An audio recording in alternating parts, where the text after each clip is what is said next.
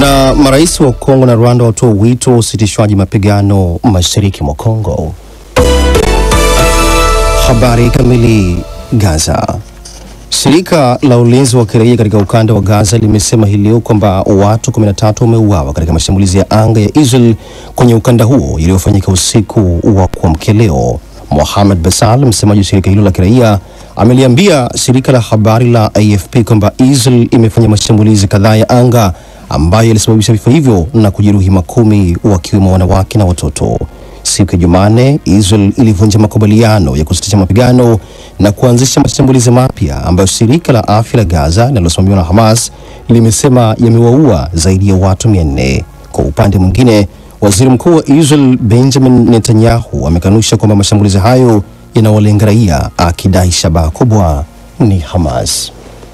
Israel does not target Palestinian civilians. Israel hailengi raia wa Palestina. Tunawalenga magaidi wa Hamas, na wakati magaidi hao wanajiingiza kwenye maeneo ya kiraia, wanapotumia raia kama ngao za binadamu, wao ndio wanahusika na maafa yote yasiyotarajiwa. Raia wa Palestina wanapaswa kuepuka mawasiliano yoyote na magaidi wa Hamas, na inatoa wito kwa watu wa Gaza kuondoka kutoka kwa maeneo yote hatari. Nendeni kwenye maeneo salama. Move to safer areas. Israel imeapa kuendelea kufanya mashambulizi hadi Hamas itakapoachilia mateka iliyochukua wakati wa shambulio la Oktoba 7 mwaka 2023. Doha. Rais wa Rwanda Paul Kagame na mwenzake wa Jamhuri ya Demokrasia ya Kongo Felix Tshisekedi wamekutana kwa mara ya kwanza kwa mazungumzo mjini Doha, Qatar, tangu waasi wa M23 wanaotajwa kuunga mkono na Rwanda kuchukua udhibiti wa miji mikubwa miwili mashariki mwa Kongo. Katika taarifa iliyotolewa kwa pamoja na Qatar, ambayo kiongozi wake Sheikh Tamim bin Hamad Al Thani aliyekuwa mpatanishi wa viongozi hao, imesema Tshisekedi na Kagame wametoa wito wa usitishaji mapigano wa mara moja nchini Kongo. Nchi hizo mbili zimeelezea nia ya dhati ya kusitisha mapigano, ingawa taarifa ya pamoja iliyotolewa haikuweka wazi jinsi utekelezwaji wa usitishaji wa vita utakavyofanyika. Mkutano huo umefanyika siku moja baada ya kushindikana kwa mazungumzo kati ya Kinshasa na viongozi wa M23 mjini Luanda nchini Angola. Washington. Mjumbe wa upatanishi wa Marekani Steve Witkoff amesema upo uwezekano wa kuendelea kufanyika mazungumzo ya kusitisha mapigano kati ya vita vya Urusi na Ukraine siku ya Jumapili katika mji wa bandari wa Saudi Arabia wa Jeddah. Witkoff amesema hayo alipozungumza na kituo cha televisheni cha Fox News, huku akiongeza kwamba bado yapo masuala ambayo yanatakiwa kufanyiwa kazi katika makubaliano hayo. Hapo jana, rais wa Marekani Donald Trump na mwenzake wa Urusi Vladimir Putin walikubaliana juu ya usitishwaji wa mara moja wa mashambulizi katika miundombinu ya nishati nchini Ukraine kwa siku 30 ikiwa Ukraine itafanya vivyo hivyo. Hata hivyo, licha ya jitihada hizo kufanyika, bado nchi hizo mbili zimeendelea kushambuliana kwa makombora na droni usiku wa kuamkia leo. Unaendelea kusikiliza habari za ulimwengu kutoka DW mjini Bonn. Berlin. Ujerumani imemshutumu rais wa Urusi Vladimir Putin kwa kile ilichokiita ni kucheza mchezo baada ya Ukraine kuripoti mashambulizi ya Urusi dhidi ya miundombinu masaa machache baada ya Urusi kukubali kusitishwa kwa muda mashambulizi kwenye vituo vya nishati. Akizungumza kwenye mahojiano ya televisheni hivi leo, waziri wa ulinzi wa Ujerumani Boris Pistorius amesema mashambulizi hayo ya Urusi dhidi ya miundombinu ya kiraia yanamaanisha kwamba Urusi inafanya mchezo na kwamba Marekani inalo jukumu la kuchukua hatua zaidi. Kufuatia mashambulizi hayo mapya, rais wa Ukraine Volodymyr Zelensky ameshutumu Urusi kwa kukataa mapendekezo ya kusitisha mapigano yaliyoungwa mkono na Marekani ambayo Ukraine ilikuwa imekubali hapo awali. Na hatimaye Sanaa. Vyombo vya habari nchini Yemen vimeripoti kwamba jeshi la Marekani limefanya mashambulizi 10 yaliyolenga maeneo ya mji mkuu wa nchi hiyo Sanaa na mji bandari wa Hodeida hivi leo. Marekani ilianzisha wimbi jipya la mashambulizi katika maeneo ya Yemen yanayodhibitiwa na Wahuthi wanaoungwa mkono na Iran, ambao walisema wiki iliyopita kwamba wangelianzisha tena mashambulizi dhidi ya meli za Marekani katika bahari ya Shamu ili kuunga mkono wa Palestina wanaoshambuliwa kwenye ukanda wa Gaza. Katika hatua nyingine, msemaji wa kundi hilo la wanamgambo wa Kihuthi amesema hivi leo kwamba wamefanya mashambulizi mapya 4 yanayolenga meli za kivita za Marekani katika bahari ya Shamu katika kipindi cha saa 72 zilizopita. Msikilizaji, huo ndo mwisho wa habari za ulimwengu kutoka DW mjini Bonn. DW Dunia Yetu Leo Mchana.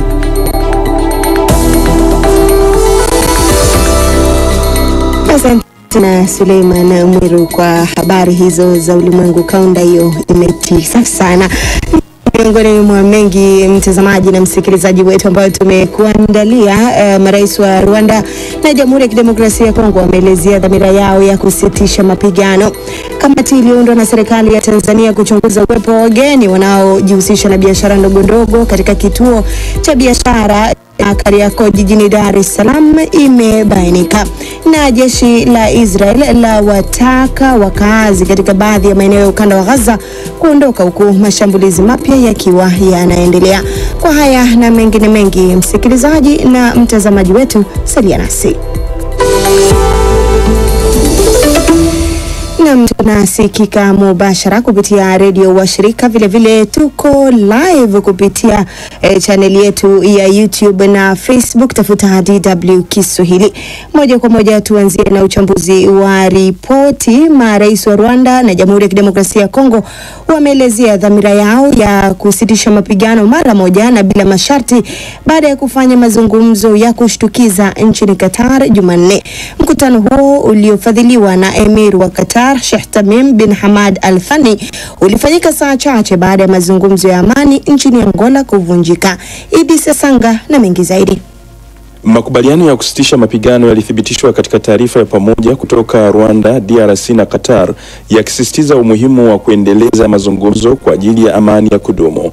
Hata hivyo, haijulikani ikiwa kundi la waasi la M23 litaheshimu mpango wa usitishaji mapigano kutokana na kwamba linadhibiti sehemu kubwa ya mashariki mwa DRC ikiwemo miji yake miwili mikubwa. Mapema Jumanne, jaribio la kuwezesha mazungumzo ya amani kati ya serikali ya DRC na M23 nchini Angola lilishindikana baada ya kundi hilo la waasi kujiondoa dakika za mwisho. Mgogoro unaoendelea mashariki mwa DRC umekuwa mbaya zaidi tangu Januari na kusababisha vifo vya maelfu ya watu na maelfu wengine kukimbia makazi yao.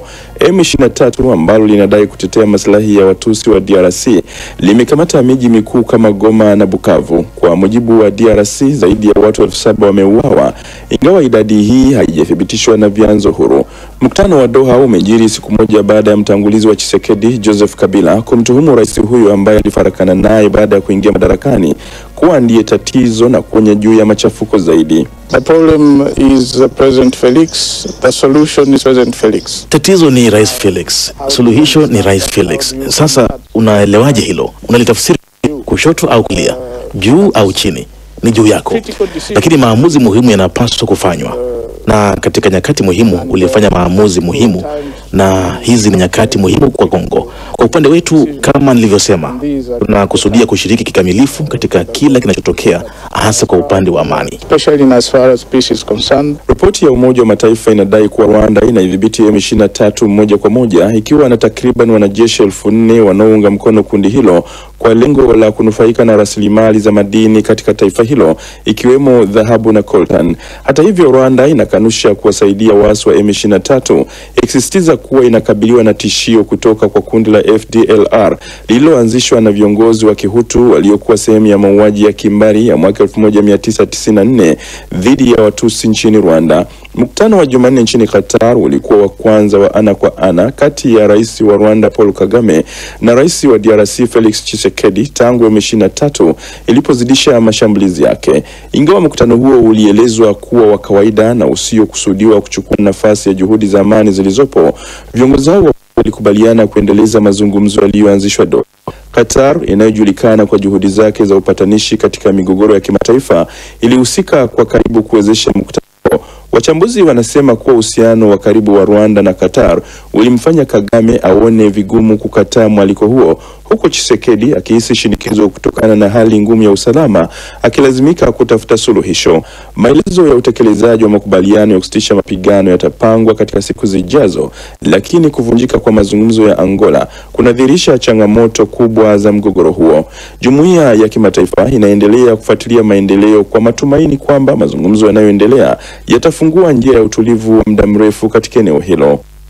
Asante sana Aidi Sesanga kwa ripoti hiyo. Kufuatia hatua hiyo ya marais wa Jamhuri ya Kidemokrasia na Kongo kuibuka kule Doha katika juhudi za upatanishi wa mzozo mashariki mwa Kongo, mwenzangu Hawa Bihoga amezungumza na mchambuzi wa siasa za kimataifa Mali Ali, na hapa anaelezea namna anavyotazama mkutano huo na mazingira yake baada ya hapo awali kuonekana kama hakuna uwezekano wa viongozi hao kufanya mkutano wa ana kwa ana.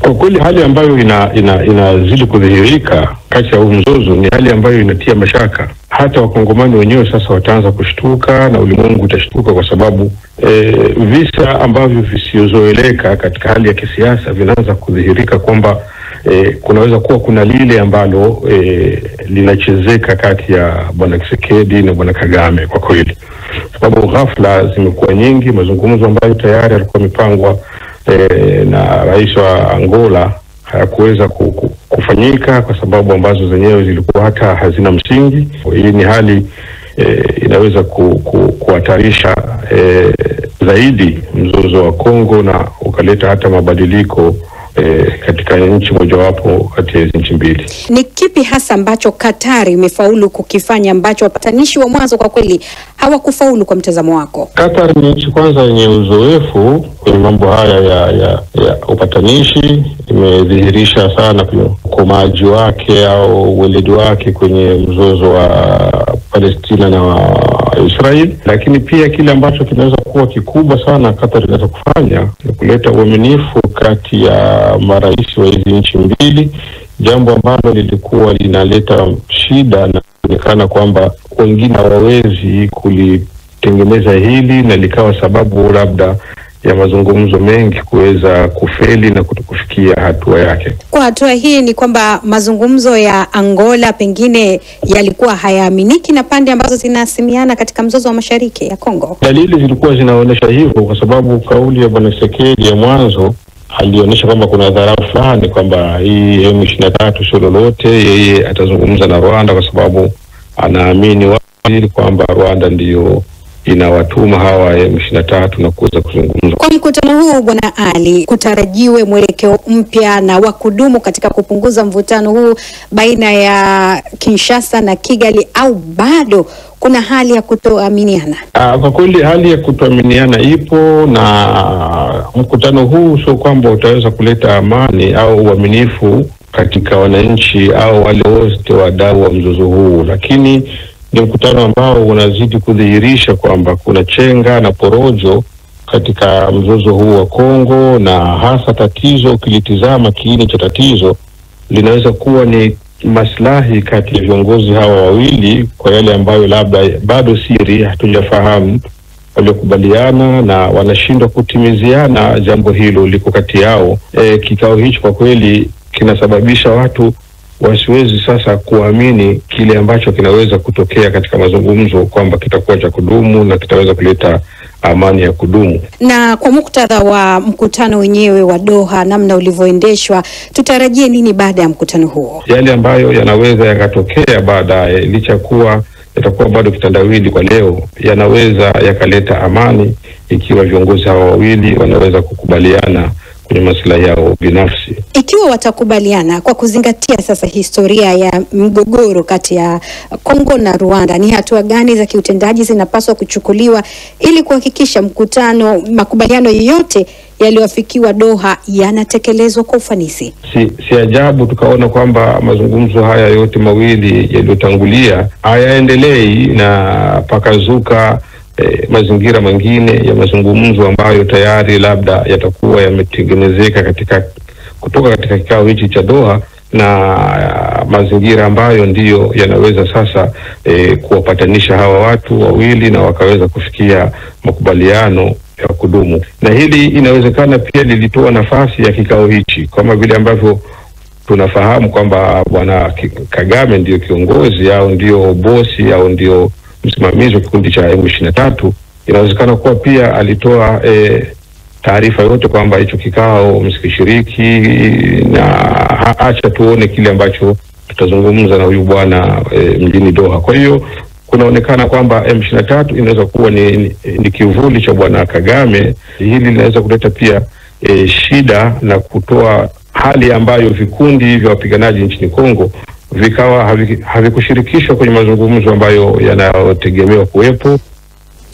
Naam, asante sana. Tunaomba radhi kwa picha iliyojitokeza katika mitandao yetu ya kijamii. Haikuwa ya Ali Mali, lakini sauti ni yake Mali Ali, mchambuzi wa siasa za kimataifa, akitoa tathmini yake baada ya mazungumzo ya rais wa Rwanda na Jamhuri ya Kidemokrasia ya Kongo.